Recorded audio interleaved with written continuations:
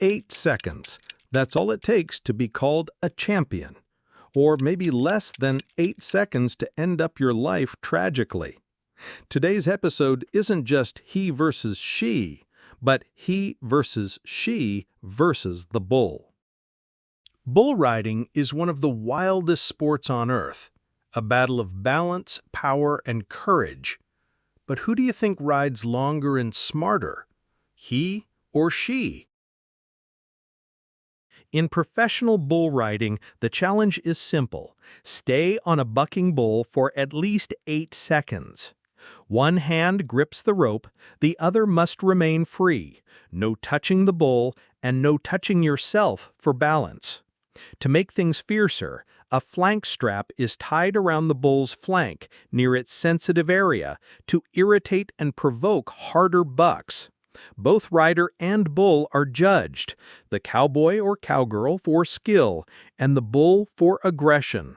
Sounds straightforward? Not really. The bull weighs close to a ton and wants nothing more than to throw you off. So, both men and women have to be well prepared.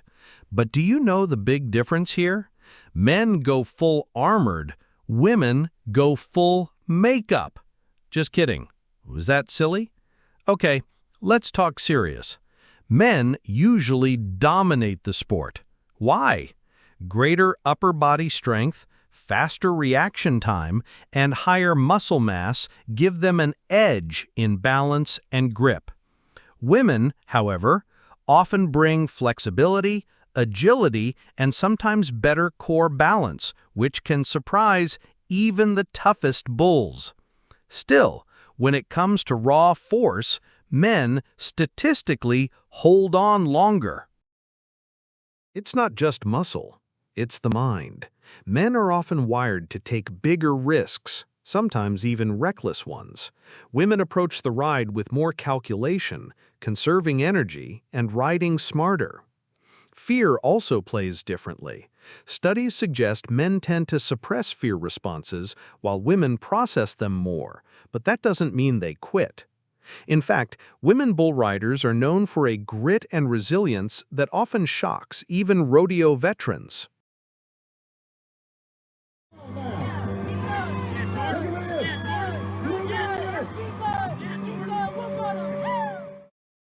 Bull riding is massive in places like Texas, Oklahoma, and Brazil, where rodeos draw millions of fans. In Brazil alone, rodeos are second only to soccer, attracting over 30 million people every year.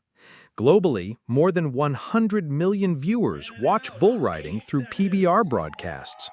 The crowds are almost evenly split, about 55% men and 45% women. Both roar just as loud.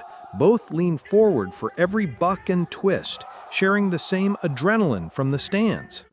But the question is, should they do that? For a sport that lasts just 8 seconds, the cost is enormous for riders who face lifelong injuries and for bulls who are provoked and pushed into rage for human entertainment. The crowds may roar, but behind the noise lies an uncomfortable truth. This culture thrives on risk, pain, suffering, and exploitation. We can't deny there are legendary names whose grit made crowds roar and dreams ignite.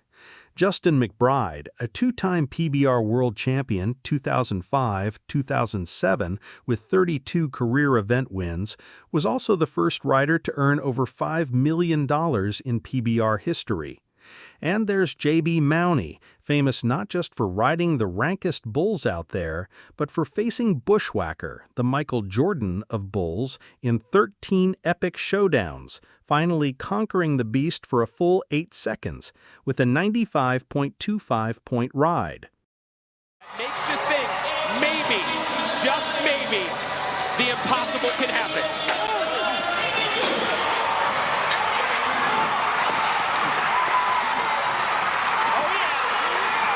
It's over! It's over! We have seen history! It's Rody fair and square.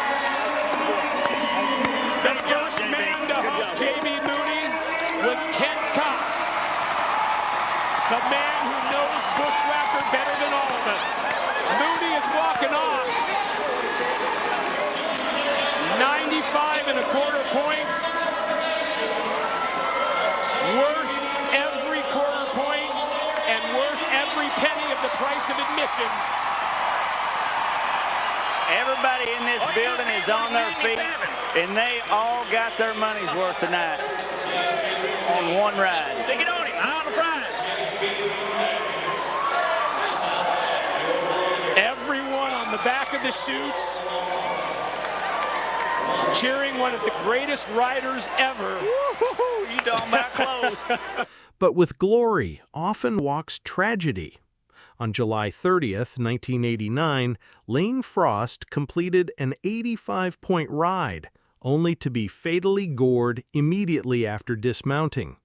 He stood up, signaled for help, and fell to the arena floor, dying from massive internal injuries.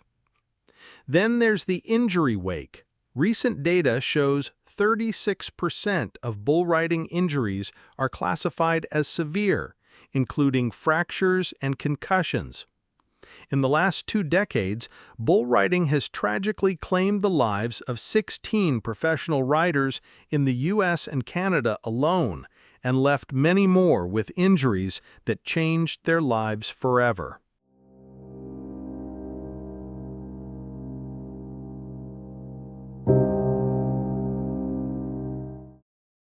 Now, here's where equality actually shines: the mechanical bull. In bars, gyms, and fun fairs, men and women face the same spinning, jerking machine. No 1,000-pound beast, no deadly horns, just gears, motors, and a sneaky operator with a joystick and a wicked sense of humor. And here's the kicker: the bull itself seems to have preferences. When a guy hops on, the bull goes full rodeo mode, bucking, twisting, determined to throw him off in under 5 seconds. Most men are launched faster than popcorn out of a pan. But when a woman climbs aboard, suddenly the bull softens up, spinning euphorically smoother, as if enjoying the company. In fact, size and muscle matter less here.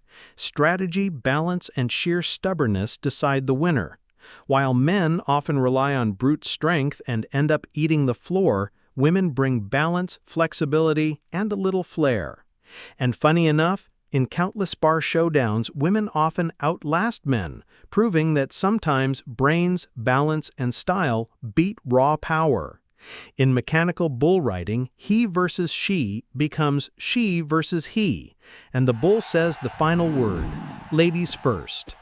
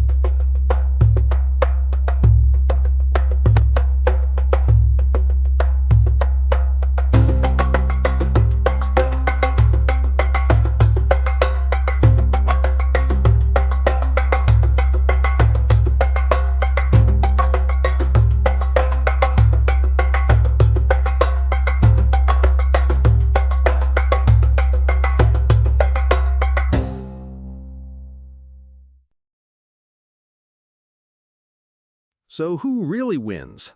While men dominate professional bull riding with sheer numbers and records, women often shine on the mechanical bull, where balance and strategy beat brute force. In the end, it's not about who's better, it's about how men and women differently ride the same wild challenge. Bull riding might be thrilling, dangerous, and sometimes funny, especially when seen through the lens of he versus she. But at the heart of it, he versus she would love everyone to value lives and respect the well-being of every creature. Whether you're he or she, we urge you to keep the fun on the mechanical bull and let the living bulls live in peace. Thanks for watching.